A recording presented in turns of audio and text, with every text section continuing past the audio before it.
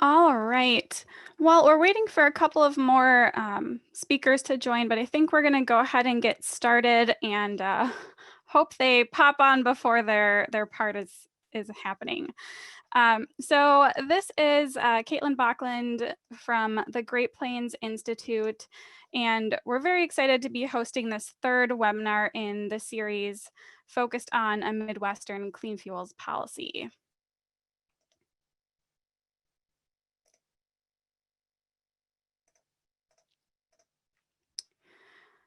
So this webinar focuses on how the renewable natural gas industry could benefit in a Midwestern clean fuels policy.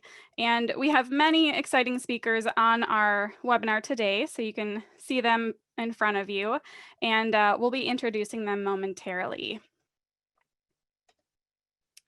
So this webinar is supported by the McKnight Foundation, the MacArthur Foundation, Bernard and Ann Spitzer Charitable Trust, and Breakthrough Energy.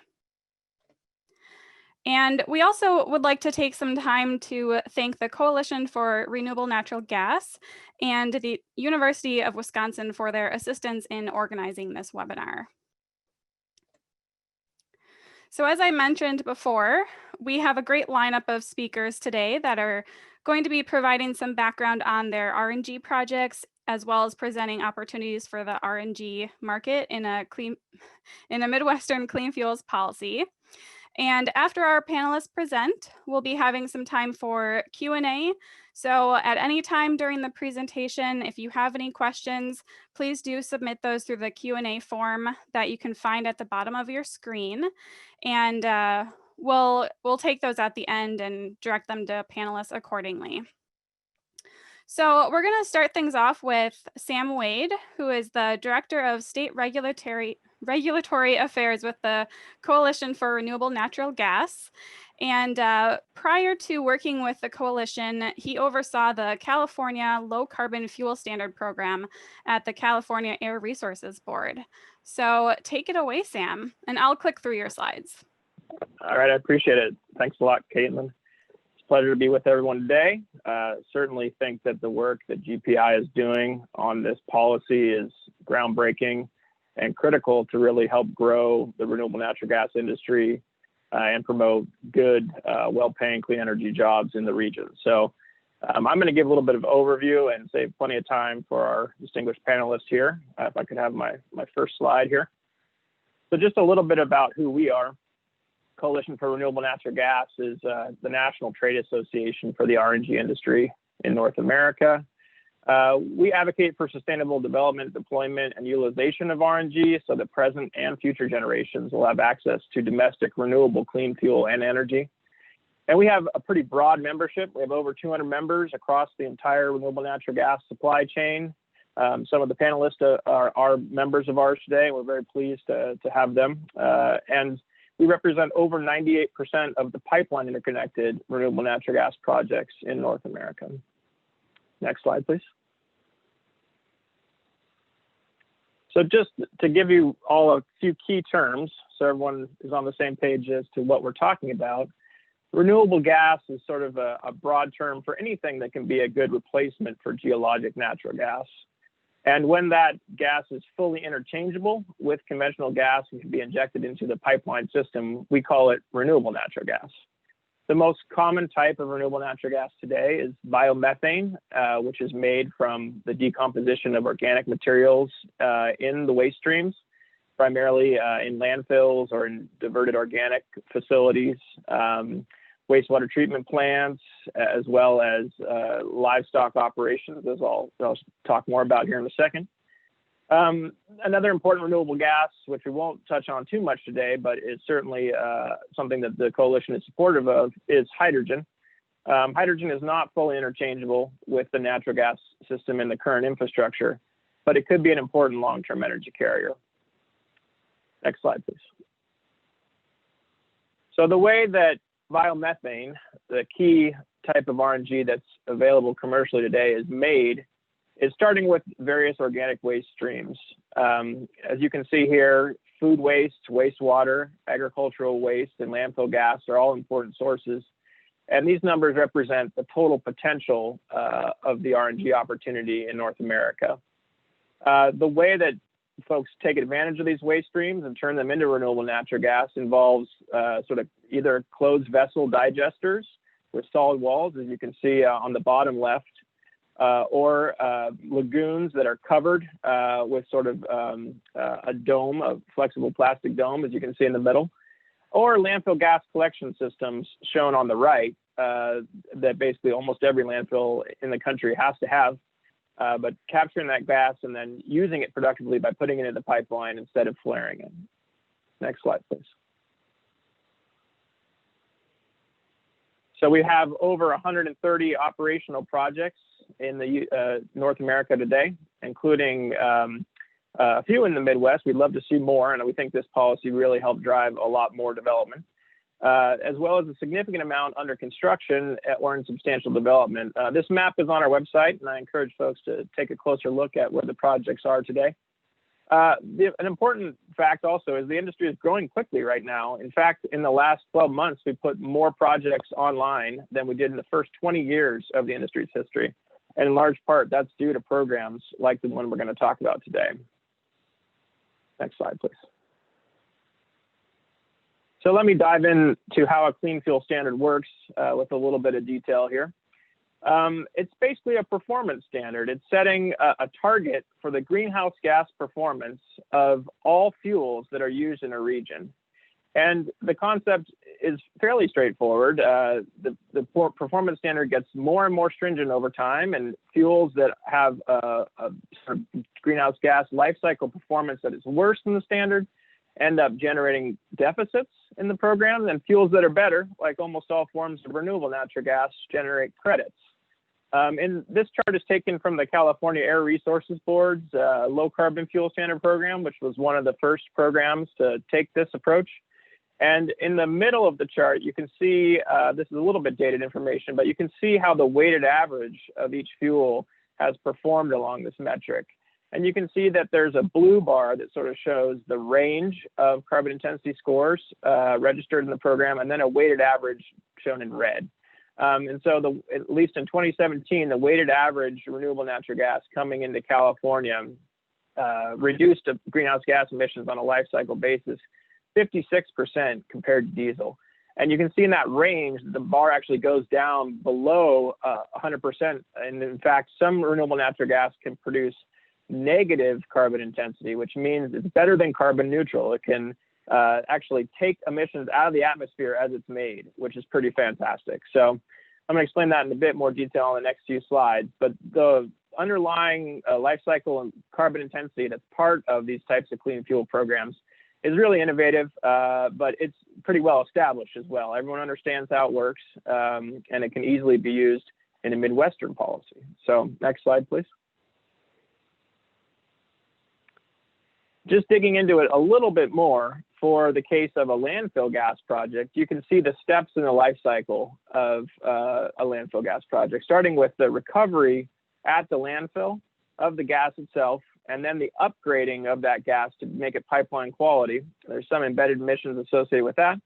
Then that gas needs to be moved to the end market, and there's emissions associated with moving it along the pipeline. And then there's the compression and refueling step as the gas is made ready to be put into vehicles, and then some end emissions as the vehicle actually combusts it, and some has some leakage there. The carbon dioxide from the trucks itself is carbon neutral in that a certain amount of emissions come out of the tailpipe, but all of those emissions were recently absorbed from the atmosphere as the organic material was grown. So this is sort of a net life cycle number for a not so great landfill with a score of about 57, but that's still a more than 40% reduction relative to diesel, which is scored at about 100 in California's system. And these figures are taken directly from CARB's website. So next slide, please. This is the same general idea, but showing the example for a manure project out of dairy, for example. There's a big methane reduction associated with those types of projects as you either cover the lagoon or put the manure into a digester. And that creates a really big benefit in this type of scoring. And so you end up with, as I said, carbon negative scores for a lot of the agricultural projects that are using manure and other organic waste. And that ends up providing a very strong incentive to do those types of projects in these programs. Next slide, please. So when we look at overall the types of scores that renewable natural gas has received in California's low carbon fuel standard, we see that, oh, sorry, can you go? No, there you go. That's perfect. Thank you. We see that there's a big range, and that the ag manure projects have done extremely well with their carbon negative scores, but that organic waste projects that remove material from landfills and help avoid some of the methane that would otherwise come out of landfills do very well as well. And then finally, landfill and wastewater projects do very strongly compared to conventional gas and compared to diesel as well.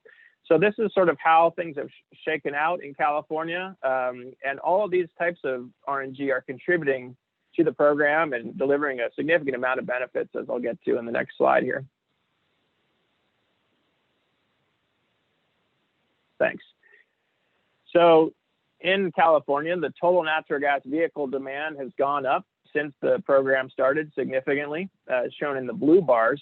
And the amount of renewable natural gas that's used to fulfill that demand has also grown very aggressively, to the point where, as shown by the black line, the percent renewable in the most recent quarter available was 86% of the gas used in vehicles, which is fantastic. It's really impressive how fast this growth has happened, and it goes to the smart design of the California and the Oregon programs. But I believe that the same sort of result could be achieved very quickly in the Midwest as well. Next slide, please. And if the Midwest move forward with this type of policy, they certainly wouldn't be the only part of North America pursuing it right now. On the West Coast, the states and the province of British Columbia, shown in blue here, are the places that these policies are already established.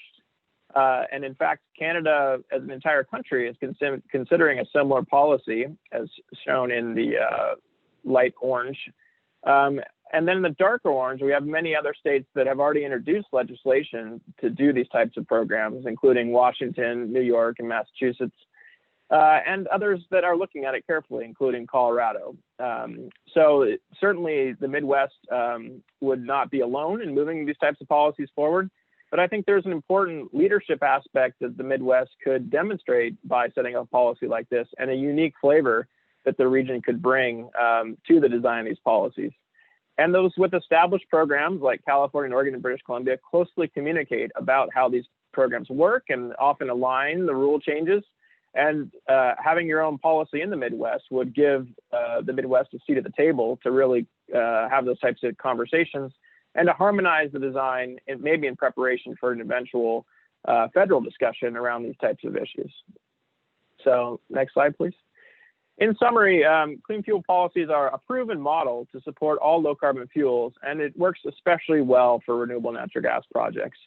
By employing full life cycle greenhouse gas accounting, the program set the correct incentive to reduce greenhouse gas emissions wherever possible, and communication with other jurisdictions about how to run these programs would be a real opportunity for Midwestern leadership and to demonstrate how to maximize the benefits of these types of policies for the region.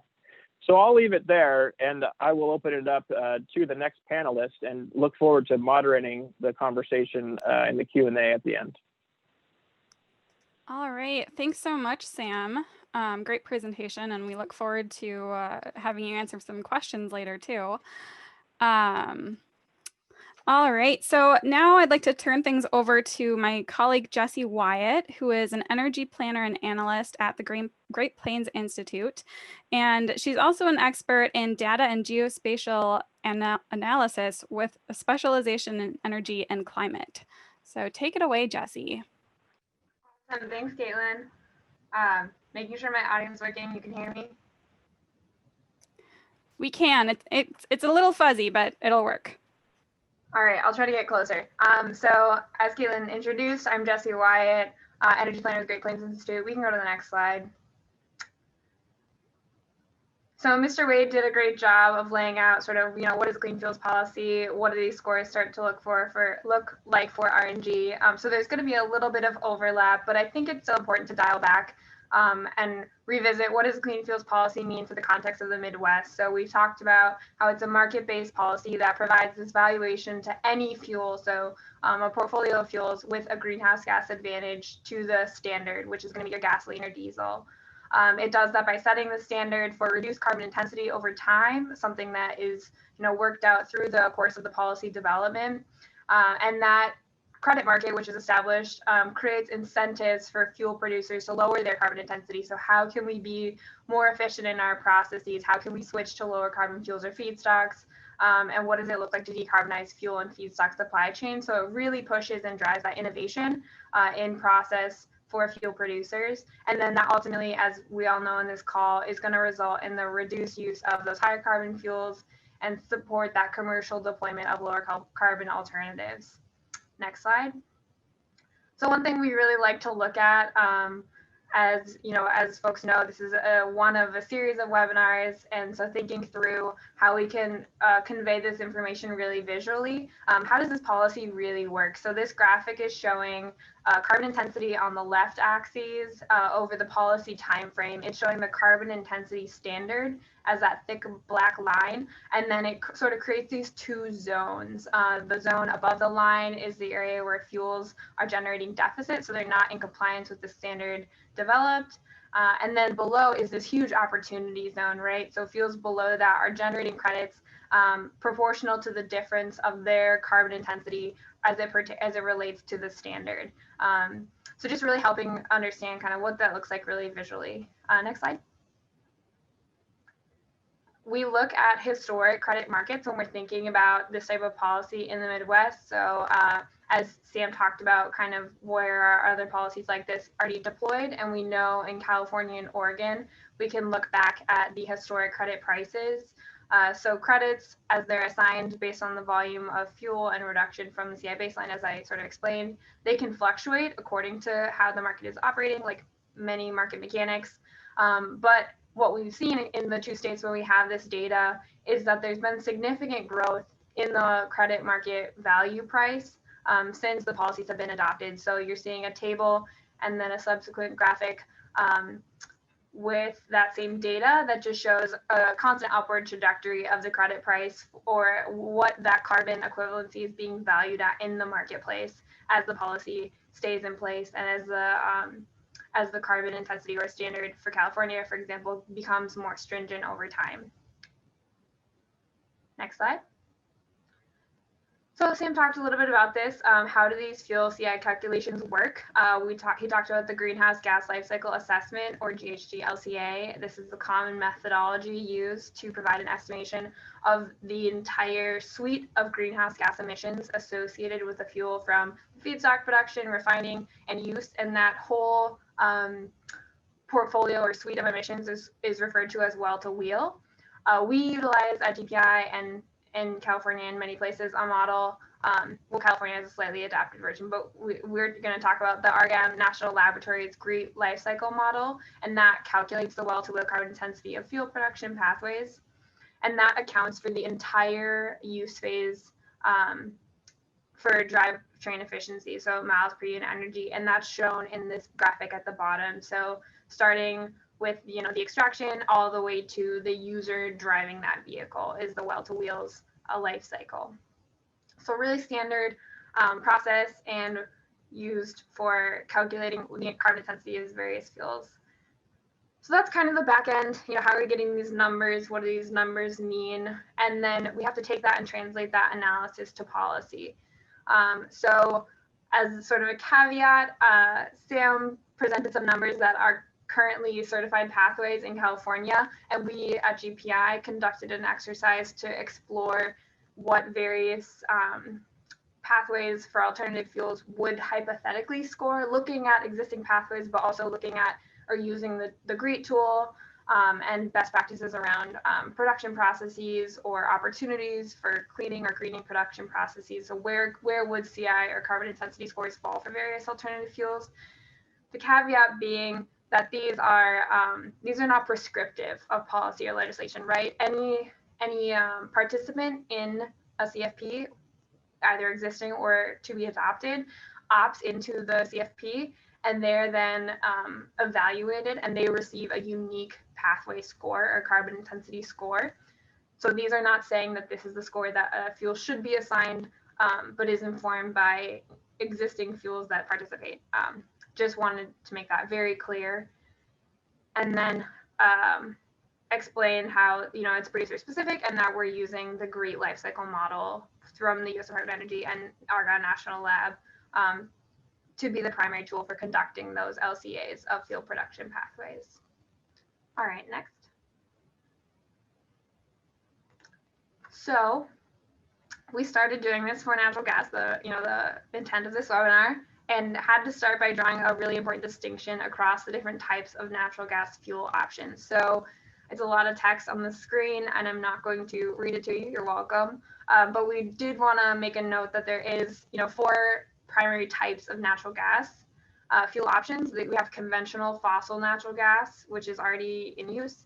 We have renewable natural gas, which is produced through a number of different processes and can also be fueled by different feedstocks, including manure, food waste, biosolids, other organics.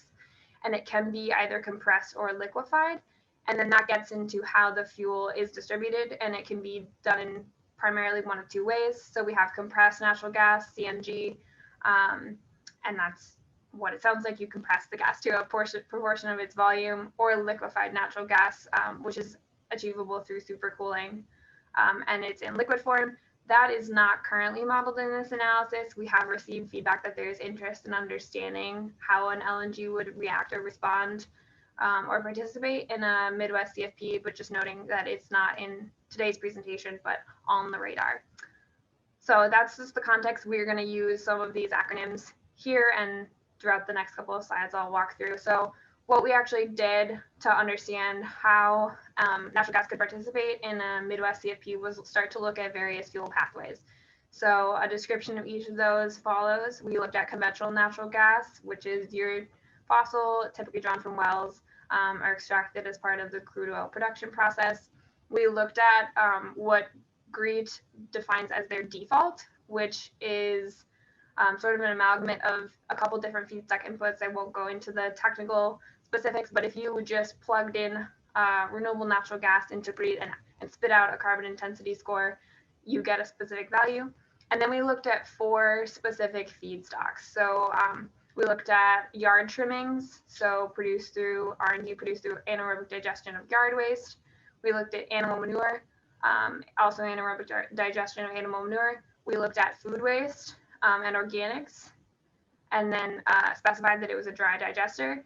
And we looked at municipal solid waste, landfill gas, so from the degradation of organic matter in a landfill. And like I said, we did pull on some details from existing pathways registered through the Clean Fuels Policy in California. So when a pathway becomes certified, they have to publish some details about the proportion of different feedstocks or the type of digestion. So we pulled some details from those existing pathways to understand, what's common or what's going to be really typical for a given feedstock pathway. All right, next slide. And then we modeled those different fuel pathways. So this is a graphic showing the carbon intensity score for each of those different pathways that I just went over. We see the diesel standard at the top as comparison, so landing around the 90 grams per megajoule, which is the common unit used to demarcate a carbon intensity score. We have fossil natural gas coming in still below, so competitive in a clean fuels policy. And then we see the different feedstock inputs. So in line with what you were seeing from Sam's slides, slightly different 1 or 2 numbers in either direction, but falling within the same range. Landfill gas around 50, the GREAT default falls around 15, yard trimmings are around 0.1, and then we see the introduction of those negative CI scores with the food waste and animal manure being the most dramatic on the graphic. All right, and next. And then we wanted to look at how how RNG compares to other alternative fuels. So as I mentioned, this is part of a broader process to understand how the portfolio of potential alternative fuels would operate or participate in a CFP. So where does RNG fall as it pertains to things like electric vehicles, to hybrids, to biodiesel? And you can see on this graphic, RNG to many diesel alternatives is fairly competitive in a CFP based solely on CI. Obviously, animal manure at negative 275 is an extreme, credit value generation opportunity. And then you have food waste yard trimmings, the green default, renewable diesel enters the mix. You have your electric, that's what EV is, electric vehicle, on just your average regional electric grid. You see the E85 PHEV also on your average regional grid, and then biodiesel, then the RNG landfill gas, ethanol average, and then the fossil natural gas. So all really competitive, all really good scores, just sort of showing how they compare to one another. All right, and then I believe my last slide here. And then the final stage of our analysis at GPI was to translate the credit or the carbon intensity score into a credit generation and value opportunity assessment.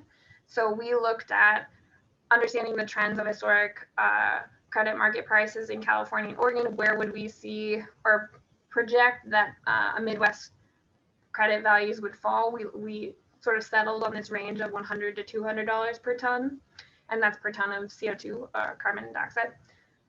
And we see here, these are the ranges per MCF, so that's 1,000 cubic feet of gas, that would be cumulative over 10 years for each of these feedstocks. So obviously these are going to correlate to the score that you saw. You see that range of 20 to 35 cents per MCF. The RNG default, $7 to 14.5 per MCF. The RNG with yard trimmings, $9 to $18. Obviously these are, it's 100 to 200. So you see how the range is sort of just doubling the lower value. I won't read the rest, but significant opportunity across all of these different feedstocks for RNG to generate pretty significant cumulative credit value over a time period. All right, and final slide. So one thing that we're doing, and as Galen may have mentioned, is using this modeling and analysis to create some fact sheets around each of the fuel pathways that we are analyzing. And as I say this, I'm realizing my slide says EV and charging station case studies. That should say natural gas case studies. So we're seeking feedback on that case study. Are there any sections that need clarity? If so, please let us know what is unclear. And if you have suggestions for improvement, they are highly encouraged and welcomed. And then what questions do you have that remain after reading the case studies? Or if we, once we publicize these and publish them, where would you see concern that folks would leave maybe confused or wanting more information? So please submit any feedback that you have to Caitlin by November 12th. Her email is on the slide. That is accurate, unlike the first bullet, and we look forward to hearing from you. All right, thanks so much, And I think that's Jesse. Yes, and we will hold questions until the end, but please do continue to submit those through the Q&A, and yeah, we'll get to those. So next up, we have Andy Dvorak. He's the Vice President of Biogas Development at AMP Americas, and he specializes in originating and developing biogas projects as well as managing RNG dispensing and marketing teams. So I'll turn things over to Andy. Thank you very much. I appreciate the Great Plains Institute putting on this forum and an opportunity to speak. So if you want to flip to the next slide. Actually, go to the next one. So AMP Americas, just to give you a little bit of brief history, we've been around since 2011. We started out, the history of our company is we worked with a farm in Indiana called Fair Oaks, and we helped them move milk from their facility there down to a processing facility further south in Indiana. In the process, we purchased and ran 40 CNG trucks through that venture, we eventually built 20 CNG stations across the middle part of the United States with Trillium. We've since gotten out of that space, but we also built our expertise around anaerobic digestion and gas upgrading. These are the three business units within AMP Current today. We have a renewable fuels division where we build, own projects. We invest capital in partnership with EIV, which is a private equity firm. We have a services business where we operate our assets as well as provide third-party operation services to other developers. And then we have a marketing division where we market the environmental commodities from our projects as well as those from other projects.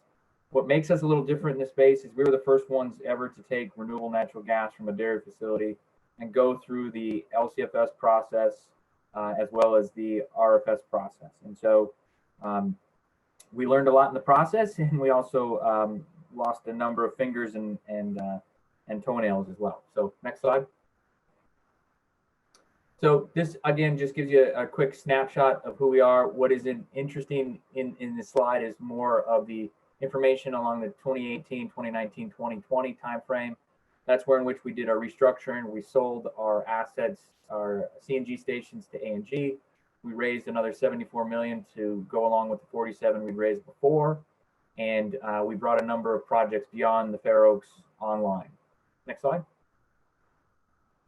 So what we have accomplished over the inception of our company is the biggest one on this list is we've mitigated 575,000 metric tons of carbon dioxide through our project. And we believe that we have a long way to go, and we're very interested in continuing to mitigate emissions in the process. So the equivalence of this is taking 37,000 cars off the road and planting the equivalent of over 200,000 acres of trees, sorry. Next slide. So why do we do this?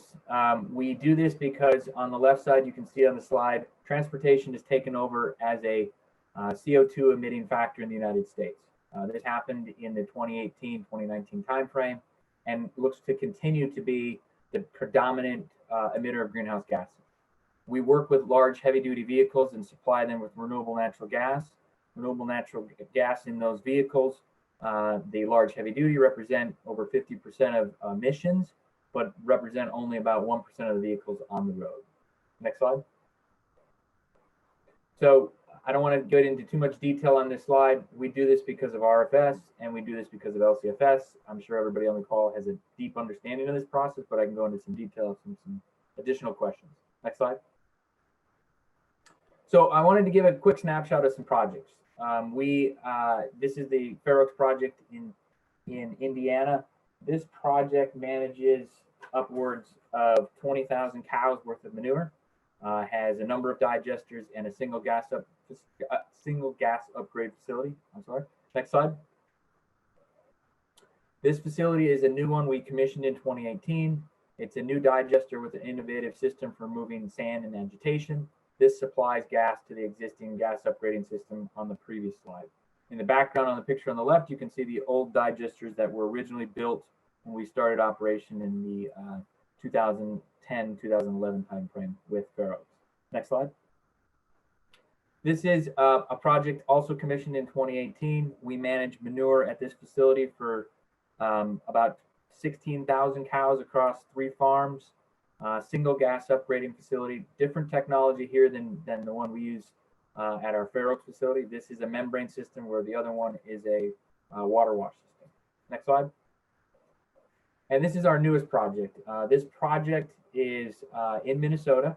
It's in the middle part of Minnesota, and we anticipate putting gas from this project in the pipeline hopefully on Tuesday of next week. So this is a large project consisting of 14 miles of biogas pipeline plus an additional 14 miles of natural gas pipeline. We're using a membrane system here. We have an innovative H2S system, which we've incubated within the company, and we manage manure at 3 farms, 3 digesters, and about 32,000 cows. Next slide. So that's a quick snapshot of who we are. I think the biggest reason I wanted to participate in this call is we're very intricately involved in a lot of policy-driven initiatives, both in California as well as other states, Colorado, Minnesota, We're looking in the eastern part of the U.S. as well to drive additional opportunities beyond simply California.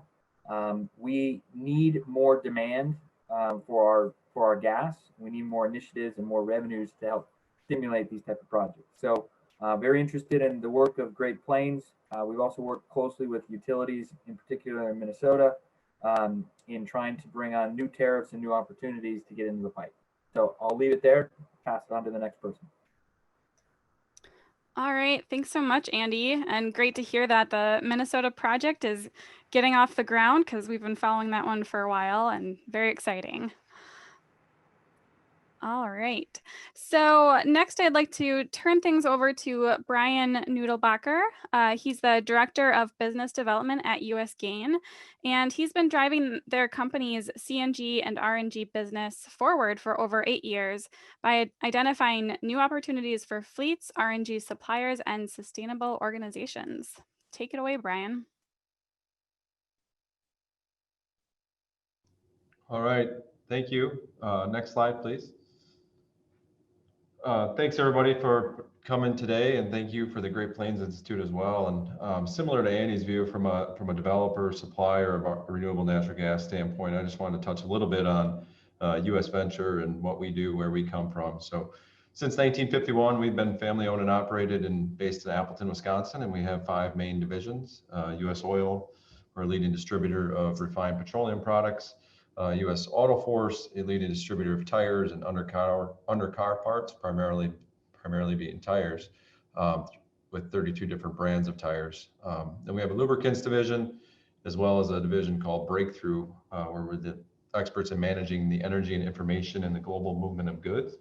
And then my division, US Gain, which we'll get more into on the next slide, but we're the alternative fuels division of US Venture. So today, we're a leader in the development and distribution of compressed and renewable natural gas. Tomorrow, not necessarily tomorrow, but in the future, that might be hydrogen or electricity, and moving that molecule to the end users. Next slide, please.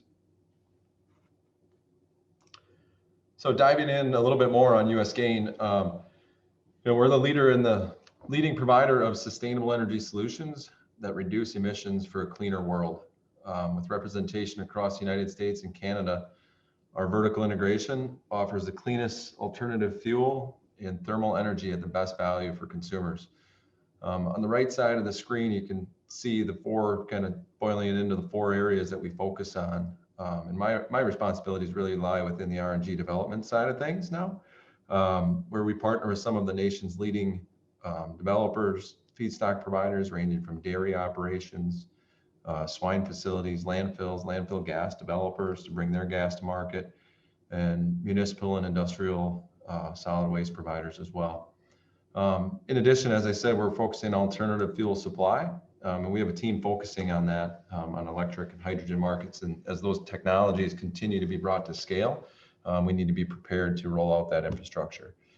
And lastly, sometimes gets me most excited in an area that we're working on is the bottom right, the thermal energy supply. So that could be supplying renewable natural gas to utilities or universities or an airport, to be able to so they can say that they are fueling their operations with renewable natural gas and reducing their emissions. So we're seeing a tremendous amount of interest in that from large corporations to universities and airports alike. So. And then the map on the lower left, I know it's kind of tough to see, but that shows our operations. If you would have looked at this 4 years ago, you would have only seen yellow dots, which represent our CNG station network that we built out, which is the Gain Clean Fuel Network. We've since obviously grown. We've worked with other CNG station owners. Those are the red dots, where we can send renewable natural gas to, could be a Bob's CNG station or XYZ Trucking CNG station, and we can share in the value with them to be able to dispense renewable natural gas. And then the green dots are 23 RNG production facilities that we've developed or worked with project developers to bring online here in the last few years. And then kind of tough to see, but on the top right and top left of that map represent our first 2 thermal supply contracts that we have, one with the Seattle Airport and one with Vermont Natural Gas. So we're pretty excited about that market, as I said earlier. Next slide, please. So I guess now take some time to talk briefly about the lessons that we've learned, having bring 23 projects through RFS, LCFS registration. You know, you learn a lot from that. You need to be in tune with the programs, working with the folks at either the American Biogas Council or the Renewable Natural Gas Coalition, and to be able to understand what's coming down the pipe, working with your regulators in the various regions, to be able to understand the programs and all the intricacies involved, because they are ever changing. You know, there's a new verification process that you need to abide by. So they are complex programs, but having we have a team of individuals that focus solely on compliance. You really need to have that, and be sure you're working with a provider that has that. So, you know, as LCFS continues to evolve, we're continuing to watch it as well. And then, you know, another key piece of understanding these programs is to be able to have the established relationships with the obligated parties to be able to, who are required to buy the credits. You know, it's critical to be able to have those relationships in order for you to maximize the value for yourself and your project developers.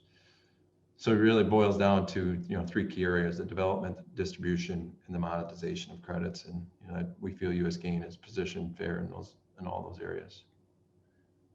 Next slide. Then looking further at the opportunity to build on the success of other LCFS programs and bringing that back to the Midwest. You know, there's the obvious environmental benefits that come from an LCFS program, and having that here in the Midwest with the methane capture that Sam talked about, and coupling that with the on-road emission reductions is, you know, that kind of goes without saying, right? And that's very critical, and it's great to have. But there's also huge economic benefits that would come with it as well. You know, bringing skilled labor to rural communities that would otherwise not have those types of jobs. And then lastly, you know, there's a lot of projects in the Midwest that have existing PPAs that could otherwise, you know, that are either have expired or will be expiring in the near future, and they are not able to operate at, call it the current merchant rates in the electric markets. So working with those folks to repurpose those projects and install cleanup systems and gas interconnects where it's appropriate, to bring that gas to market is a critical piece too, and brings tremendous opportunity here in the Midwest. Next slide.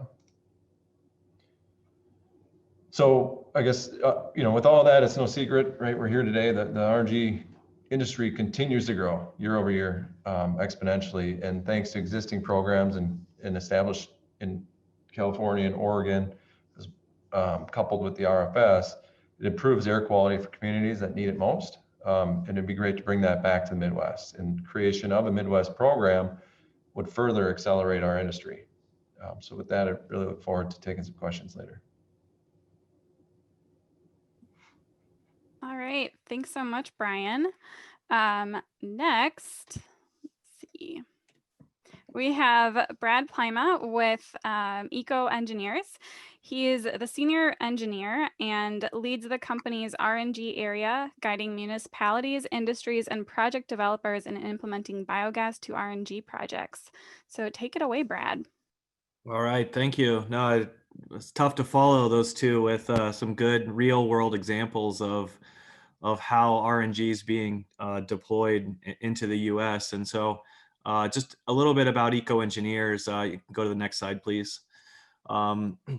We're in a little bit of a different role here. We are an independent renewable energy consultant that helps people through the maze of all of the complexities that it takes to build, you know, to determine feasibility, to build, and then to register and do the ongoing compliance. So we're really broken down into these 6 service areas where we do a lot of training and education. We do a lot of regulatory engagement for unique projects. We do a lot of life cycle analysis and CI assessments, and we help people get projects built. And we also then help manage the ongoing compliance. And we're one of 3 companies in the US that are approved auditors under the RFS, and we're also approved LCFS verification bodies, and have worked with about 100 to 150 RNG client types as they go through the feasibility and go through the process to implement these projects. So next slide. I left this one as a pretty simple graph of, I think people before me have really done a good job of explaining the value and the benefits of RNG. But what we're seeing out there in the marketplace is what's driving all of this investment. And it's this graph, I think, where if you looked 5 years ago, that this is California LCFS pricing, monthly pricing. And in July of 2015, credits were worth about $50 per metric ton. And those credits have drastically increased and have been for about 2 years now near this $200 price per ton price cap. And that's really driven the investment and the willingness to invest the kinds of dollars that it takes to build one of these. So you have the dollars, and we've quantified that there's a lot of emissions reduction, specifically on animal manure, dairy, and swine projects, where you now can be carbon negative and significantly carbon negative through that process. And then also what's happening is, because of these values, is some of that revenue and some of that return is getting back to the farmer. And that's really solidifying, the dairy industry, solidifying the farm, and giving them another revenue source in addition to the volatile milk markets. That is really, it's really a win-win-win. It's win for the investors, it's a win for the environment, it's a win for the farmers here. And that's why we've really seen, we're probably tracking 100 to 150, maybe even 200 new RNG projects throughout the country. Many of them dairy manure because of the low CI, some swine. But we also see, you can go to the next slide, please. We also see movement in the more traditional RNG projects. Landfills have been generating landfill gas and biogas for quite some time. They were really the first ones to this party, and laid the groundwork for building out this RNG market. We've seen some municipal wastewater treatment plants. There's many of those still in the works and coming online in the coming year. As Sam mentioned, food waste and landfill diverted organics, there's still a big trend, because you can get to a negative carbon intensity score through those projects. And then the big one is in the dairy and swine industries that we've talked about. The other benefits of these projects, pushing towards that lower carbon intensity score, with the way that the LCFS program in Oregon is set up, and with what many of these other clean fuels policies are looking at, is more of that incentive-based carbon intensity score system compared to the RFS, where it's you produce the fuel no matter how efficiently or inefficiently, and you get the same value for your facility. These really next level policies are incentivizing through direct revenue, through additional payments, of reducing that carbon intensity score, making the project more efficient, and rewarding that with additional revenue. And what we're also seeing, I think it was Sam that put up the saturation of RNG. Now that the California market is nearly saturated with RNG, now in order to participate in that, you have to have lower and lower carbon intensity scores. And so the program has worked exactly like they wanted it to reduce transportation emissions. And that's really that, combined with the value, has driven the development of these projects. A couple people have mentioned the expansion into innovative uses and fuel types, whether that's hydrogen production or also generating electricity and using that to fuel electric vehicles. We see a very growing desire to do that as passenger vehicles looked to more to electricity, and heavy duty vehicles have been trending more and more towards renewable compressed natural gas. But the benefits to a Midwestern type program is, right now, California is enjoying all those emissions benefits from the fuel use and combustion. And doing that here locally would, this is where in the Midwest, this is where a lot of these manure-based projects are happening. And how great would it be to be able to build a facility here, not have to send that fuel to California, but be able to use that here locally and really complete that life cycle and that loop with local projects. Next slide, please. And then just the emerging markets. I won't spend time here because people have touched on this, but there really is a growing demand for RNG. So with that, my time is up, and looking forward to questions at the end. All right, thanks, Brad. So next, I'm going to turn things over to Sahar Kamali. She's the Director of Business Development for Clean Energy Renewables, which is the country's largest RNG transportation fuel provider. So without further ado, go ahead, Sahar. Okay, great. Thank you so much. And if we could just go ahead and skip to probably the second slide. And I really appreciate all the panelists so far. I feel like you guys have done all the heavy lifting. So what I really want to talk about is kind of everything that I'm going to talk about in this presentation is really, been supported by the clean fuel standards that we have today in California and Oregon. The success of RNG that we've seen to date is really supported by the renewable fuel standard, of course, but also more importantly, in many instances with low carbon fuel standards. So clean energy's focus and mission has always been to really displace a lot of the diesel and gasoline that we see in heavy duty transportation. So natural gas in CNG or LNG form, we build stations, we own, operate, and maintain those stations for customers, and then we also deliver renewable natural gas. Those stations are really across the country. So we have, stations where our customers are receiving renewable natural gas, and we're moving towards being a renewable natural gas company for all of our fuel. So as you can see, we did about 360 million gallons in 2019, and about a third of that was renewable fuel. So going to the next slide. And, as everybody has said, really it's the best and highest use for renewable natural gas is as a transportation fuel. So really it's displacing diesel, but it's also moving the diesel trucks and their their tailpipe emissions off of the roads. So we see RNG as a path to displace heavy duty diesel trucks, which I think, as Andy mentioned, they're just 1% of the vehicles on the road, but they represent a significant source of emissions on the road.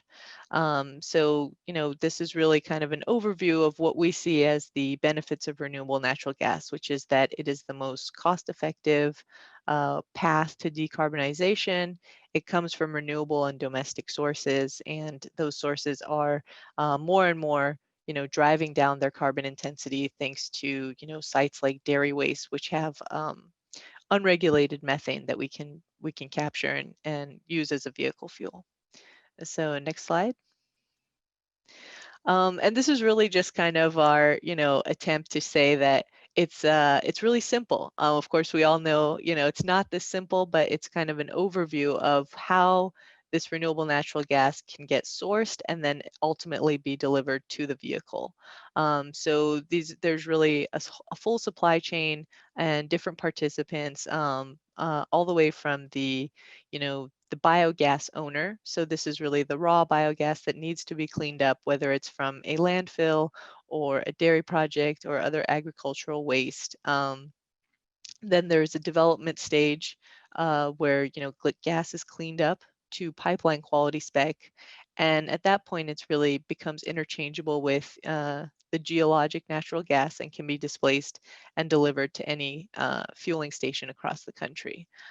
This is kind of one of the great benefits of renewable natural gas, is that we have this existing built out infrastructure for natural gas, and it allows us to really create it allows RNG to be a commodity that's interchangeable and is easily delivered to our customers, because nearly every natural gas station is interconnected to the greater pipeline system within the US. Next slide. And then this is just to kind of talk about, clean energy's portion of how much renewable natural gas is delivered into the transportation space. Today, we represent about 56% of the gas that's been delivered. If we go to the next slide, and it's really been a success story in terms of renewable fuel standard and the LCFS. These programs were put in place. Clean energy has been, driving public policy on these initiatives from the beginning. And as they were adopted, and as we were able to bring these programs, as we were able to bring new renewable natural gas into the transportation market, we've seen, more and more agencies and fleets really see that when they're converting to natural gas, they expect it to be renewable. And so that's where we see the success of renewable natural gas. Next slide. And then, of course, as everyone has mentioned, there are more states considering these clean fuel standards, and we're supporting the initiatives, of course, in the Midwest, but also in New York, where there's legislation being considered, and New York MTA, which is the country's largest CNG fleet. One of the country's largest CNG fleets recently adopted renewable natural gas, and this helps them drive down their GHG emissions and really reduce the footprint within the city. And then the Clean Fuels New York Coalition is really a broad coalition of members. They represent all different types of renewable fuels and low carbon fuels, from biodiesel, renewable diesel, renewable natural gas, EVs, and then hydrogen. So it's really kind of showing this, broad support for a clean fuel standard in New York, and that group is working closely on the initiative for the state. Next slide. And then again, this is kind of the most exciting thing for us, is how do we decarbonize transportation? So this kind of shows you a snapshot of 2019 for clean energy. And again, it's really these emissions reductions that we're showing are our customers, right? So we have enabled our customers to realize 750,000 metric tons of GHG reductions, comparing to a baseline of diesel. And so I think that's exactly the intent of these programs, and also the goals for many of our customers and for many fleets is, how do we reduce our GHG emissions, and how do we ensure that our inventory, our GHG inventory, is showing progress year to year. And then, of course, for us, it's not just about the GHG emissions, but it's really about the pipeline emission, tailpipe emissions that these diesel trucks have, and pairing renewable natural gas with these ultra low emissions heavy duty trucks is where some of the greatest air quality benefits can be found. And I think we have one more slide. And then this is just really quickly our own, movement towards being a more sustainable company. We intend to be a fully zero carbon fuel delivered by 2025, and also reducing our own carbon footprint by 25% over the next 5 years. And I think that is it. Thank you. All right. Thanks so much, Sahar. And last but certainly not least, we have Howard Hull, who's the principal at Sustainable Bioworks, and he works on several projects troubleshooting why and where the anaerobic digestion system should or does not operate well. So he's going to talk a little bit about all of those projects. Take it away, Howard. Thank you, Caitlin, and thanks to Sahar and the rest of the groups here. I'm going to talk about a couple different projects, two specifically. One in the Chicago area, another one out in California. And I guess it should both say building a project, an anaerobic digester project at scale in California, LCFS. Thanks again for great planning initiative. All right, my project review. We're working with a large AD pre-consumer industrial facility in Cook County, Illinois, existing buildings, proximity to downtown Chicago and the meat zone. The issue is challenging the supply chain. And what is the situation this way? Next slide. The problem is organic food waste are underutilized in the production of RNG and other useful products to reduce CO2 across the world. What do we need to know now? It's all about feedstock, and operational maintenance. What do we need now? How far, how much, and when do you need what? And we're talking about the actual feedstock to put into these anaerobic digestion facilities. What about the best feedstocks or the family of feedstocks to bring into the plant? When, how? All this variability is a significant issue. How much feedstock do you have in your market? Define the radius. In our particular facility in Chicago, I've got 600 industrial pre-consumer food wastes in a 60-mile radius. Is that enough? They're given to the various lenders. We've got, yes, maybe, maybe not, across the board. It's not static. Trucking outside of your area limits, the driver's number of loads a day. Federal law versus local. Feds, we have a limited number of 12 hours a day. And in the case of in the Chicago Metro, we've got almost unlimited type of drivers that are running these facilities for us, from these facilities to our facility in Chicago. What about the Chicago Metro loads? Almost unlimited times in certain city limits. And in the wintertime, fortunately, Chicago's in the middle of the winter is pretty snowy. So we've got issues with, the actual movement of product that is, again, feedstock in and out of the facility. So again, we're simply recalling DPAC and then also trying to minimize odors and vermin, both in our facility and at our clients' facilities, the producers of the feedstock materials. Next slide, please. Our solution is, once we're operating and all the other items are important, off-takes are the biggest issue. Feedstock tip fees from right to left. We've got a fertilizer, both fiber phos and the traditional ammonium sulfate. The fertilizer on the fiber phos could likely be organic based. And once we get this facility operating, we'll be able to verify that. The RNG that we produce, because of the feedstock here again, has a negative carbon intensity. Our carbon intensity has gone down at least 20 to 30 points with the sequestration of CO2, valuing both the CO2 and our RNG. The offtake in this case is a Canadian facility, a utility company that's producing green gas for their clients. In that transaction, we're also decreasing our CI, as I mentioned earlier, increasing the value of the return to us. And lastly, or on the left side of our slide, we're recovering the water from the feedstocks. We're reusing that water to replace or displace cold water in a cardboard facility about a mile away from our facility.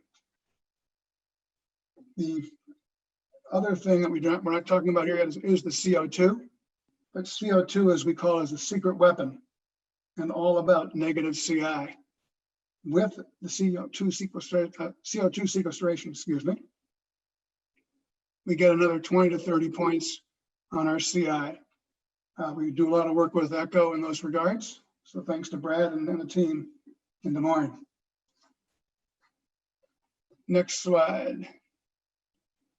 Changing up the location, moving from Chicago to California, we've got a dairy farm project, and it's a very difficult in many cases as it relates to carb in the process that you're going through with LCFS, the RINs, brown gas, hedging, yes, no, all that variability. Our needs, one needs all of your experience for all of the steps of a normal AD project, plus that for LCFS requirements.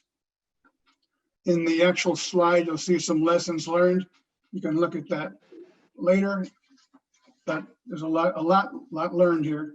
And you know, manure is not manure, I guess, depending on where you are and who's looking at your work. But let me talk about a little bit more about LCFS as it relates both to in California and in the Midwest. The pluses of today's LCFS program is a liquid market that's established and operating well in California. As proof of the liquidity, there are now groups that have been allowing you to hedge LCFS values up to 10 years and RINs later next month to de-risk that program further. The standardized gas pipeline protocols and quality terms are an unknown to be a known to the pipeline operators and therefore de-risked for lenders. And lastly, the integration of an organic diversion law to allow dairymen to monetize the reduction in methane from the manure management and to a lesser point, CO2. We strongly support a Midwest LCFS initiation here as quickly as possible. We've worked with several utilities, both gas and electricity, and I believe that the product or the process will be beneficial for both Californians and the people in the Midwest. I think next slide. Thank you very much. And back to Caitlin. All right, thanks, Howard. So now we're going to get into our Q&A, and I've been seeing some questions trickle in, but if you do have any additional questions, please do enter those into the Q&A form, which you can find at the bottom of your screen. And I'm going to turn things over to Sam to help moderate this.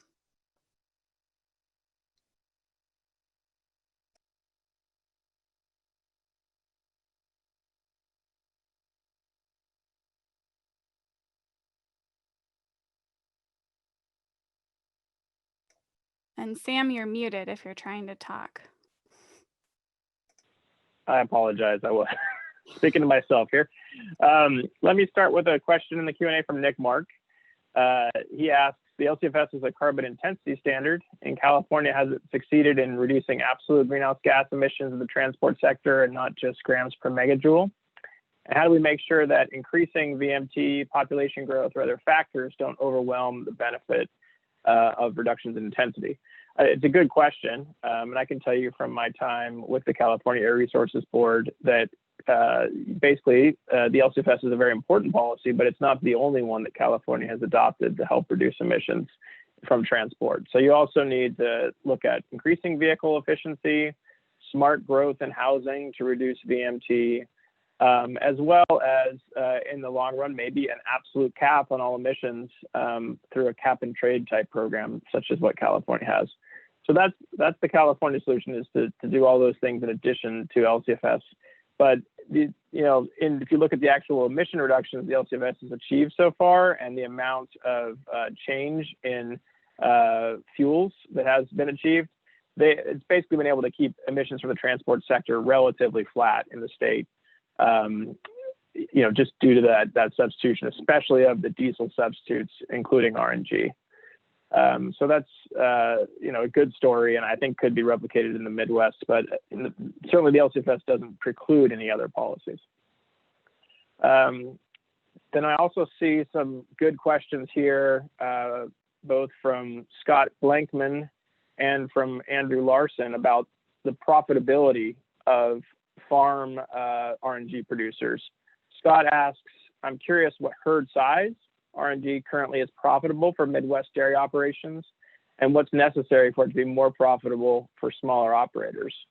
So can I throw that open to the panel? Does anybody who has project development experience on the panel want to speak to what works for the dairymen and what the sort of cutoff is as far as number of head?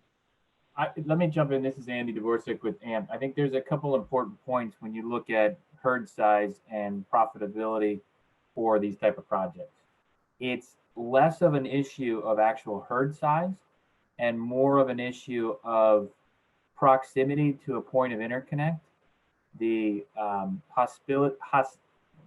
how hospitable that utility is to take your gas, meaning how difficult they're going to make your life, how expensive it's going to be, and what are the constituent reductions in cleaning of the gas. You could be sitting on top of a pipe and have a very large farm, and it'll never work because that utility doesn't want your gas. Wisconsin is a state that's widely known for this because there are a number of pipes in the state that they simply don't want RNG. So it's unfortunately, it's more of a case by case basis, but I would say pipelines really lead the charge in determining if a project is good or bad. Economies of scale definitely make sense as you start getting into the thousands of cows. The more thousands you get, the better. I don't see a lot of projects that work when you start getting into the smaller thousands, but I'm always surprised, and it mainly depends on a pipeline in that situation. Yeah, I think this is Brad with Eco Engineers. I'll build on what Andy said. It's really difficult to give a ballpark just because there's so many factors that can make or break these projects. It's also why they're very difficult to pull together because you need cooperation from the farm, the utility. Maybe you could truck the RNG to an interconnection site. That's happening specifically in Wisconsin because there's less receptive utilities. Then as the more complex you get, the higher and higher the herd size that you'll need. But I think what we've seen projects that have that perfect storm of maybe as simple as a project could happen at the low thousands, maybe 2,000 head, somewhere in that range. But as you get more and more complicated, that number will increase. So if you're probably in our experience anyway, if you're in that 2,000 herd size, it's probably worth taking a look at and seeing, but there's a lot more analysis that would have to be done to determine that. All right, thanks a lot to both of you. The next question we have here is from Andrew Larson. He asks, what are the determinants of carbon credit prices generally? I'm happy to have anyone on the panel answer that.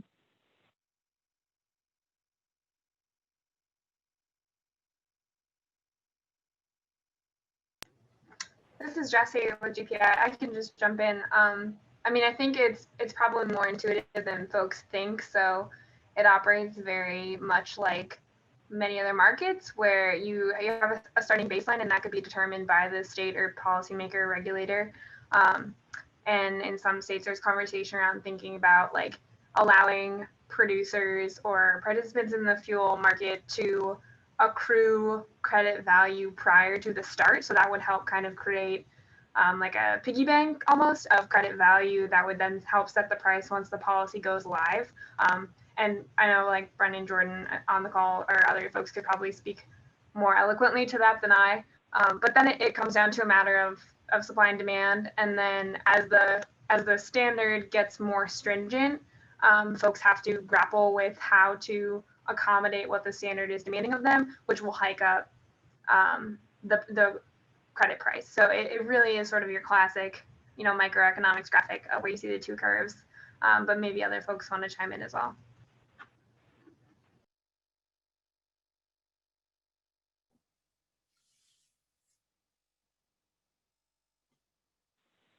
Yeah, good points, Jesse. I don't have anything to add. Does anyone else on the panel want to address that? No, okay. This is Brad again. Sorry, Sam. But just, I think that forward-looking aspect is also there for like the LCFS because they've done such a good job of detailing the program out, to 2030.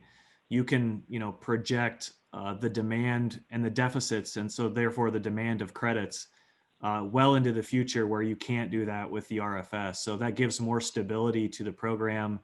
And how many deficits are, what's going to be the annual deficits and credits required in 2029 because of the program, you can estimate that now. So I think that does provide more stability. It also provides a little bit more forward thinking.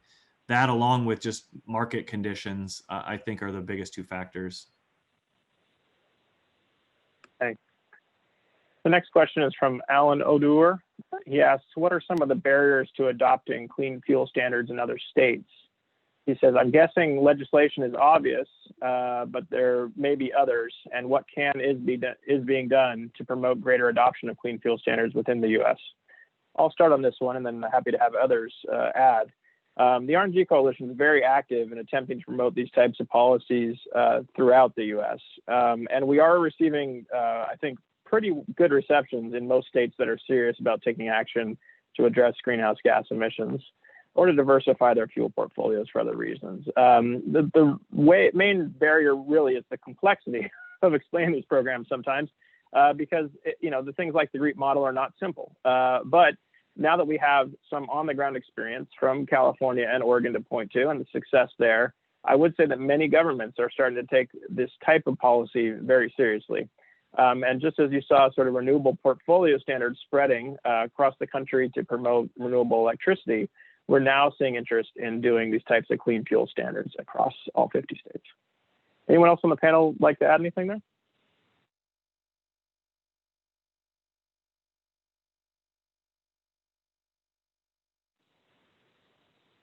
Okay, great. The next question is about pipeline injection quality standards for RNG. Andrew Larson asks, more lenient quality standards reduce the cost of RNG delivery into the pipeline system, but also lowers the energy content. What is the optimal level of quality standards that is still acceptable to the pipeline companies? Anybody from the product development space want to touch on that?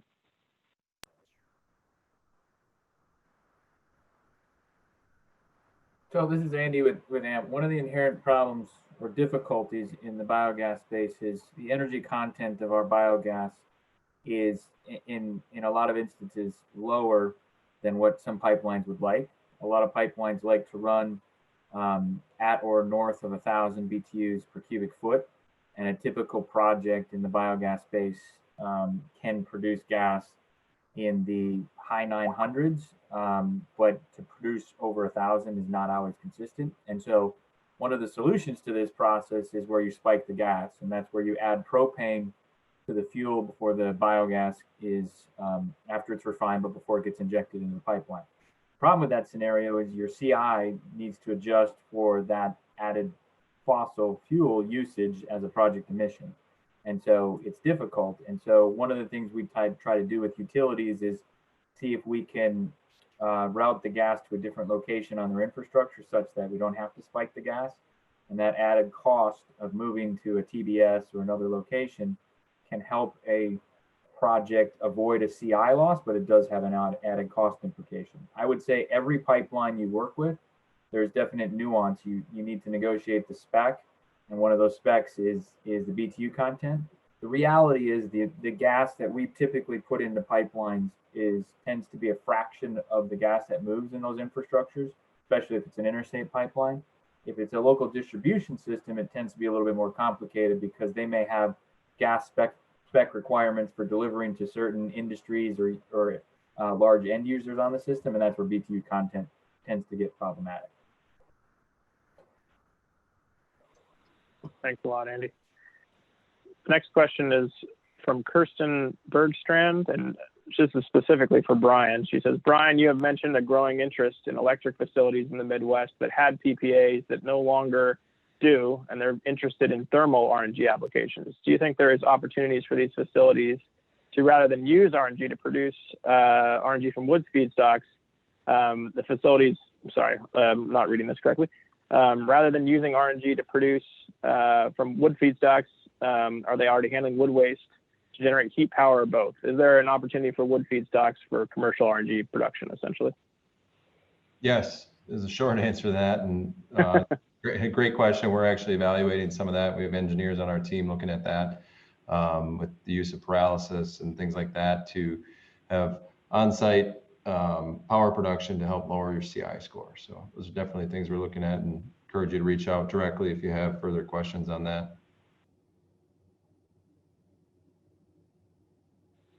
Great. Thanks, Brent. Next question is from Scott Blankman.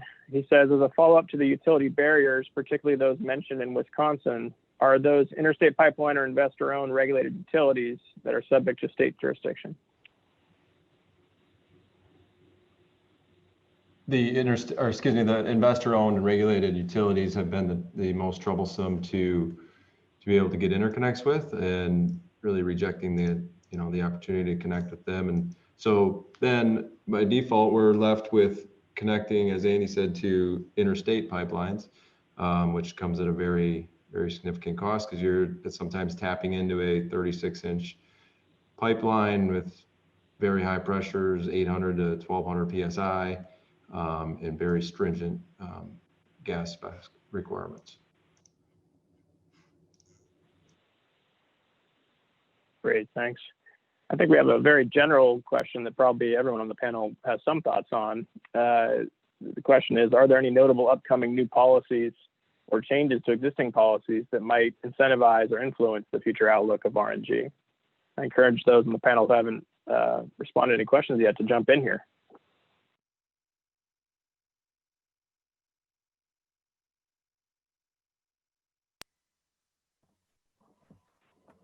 Hey, this is Andy again. I'll start it off. I think I think one of the impending issues is going to be how the election is going to affect commodity pricing, and how the election may affect policy, which drives pricing, supply and demand.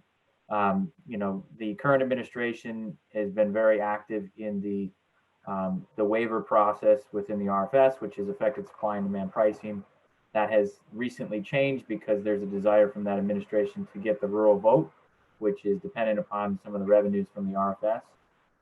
The Biden administration has actually, or the potential Biden administration or the Biden platform has talked about specifically anaerobic digestion in a number of instances. And I talked to a dairyman the other day who said, maybe I should wait to get a price from you until after the election, because I'm going to ask for 3 times more, because I think the market is going to take off. And we're also seeing some interesting movements on the hedging markets, where hedging even a couple of weeks ago were in one direction, where we're starting to see some of those change. So there could be some policy changes that are going to affect pricing. I think they're going to take significant time to be implemented, and I don't see any drastic changes. Policy for LCFS is in place till 2030. There needs to be some updates and a recertification of the RFS program coming up here in just a handful of years. So other than that, there's nothing in largely pending that I'm aware of, if others want to speak to that. Sure, this is Sahar. I can jump in. I mean, I think kind of obvious, but obviously as there's, additional low carbon fuel standards that get adopted, that would certainly change the outlook of RNG. I think a lot of projects that are on the sideline and projects that are currently going to electricity would certainly consider the RNG market. And then also on the zero emission vehicle policy side, it's going to be a big, how those policies work, and how natural gas ultra low, basically near zero emissions vehicles fit into those policies are really going to drive natural gas vehicle demand. So there's going to be specific policies at ports, at airports, municipalities, states. So everybody has kind of an idea and a vision for how to get to lower emissions or zero emissions from the tailpipe.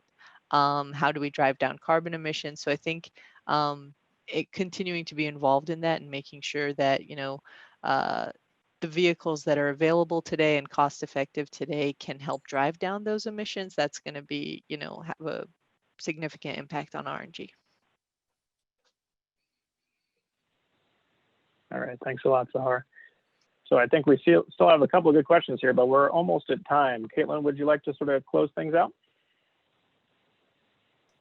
Yeah, definitely. And for the questions that we didn't get to on the webinar too, we can try and circle back with those. The people that pose those questions and try and get them some answers. So just want to put out a plug to stay engaged with the Great Plains Institute as we continue to work toward implementing a clean fuels policy in the Midwest. And you can download the white paper that we had, several stakeholders rally around, and it was published in January. If you can remember back that far in 2020, you can download that white paper and hear more about the effort in the Midwest. We also encourage you to follow us on social media. So we've got our Facebook and Twitter handles up there. And additionally, sign up for our e-newsletter. That's often where we put out information, so you can get it first there. I just want to thank everyone for attending the webinar today, and also to our panelists for some great presentations. And we'll be sending out the slides and the recording, as well as those case studies, to everyone that was on the call today. So thanks so much, and have a great rest of your Thursday.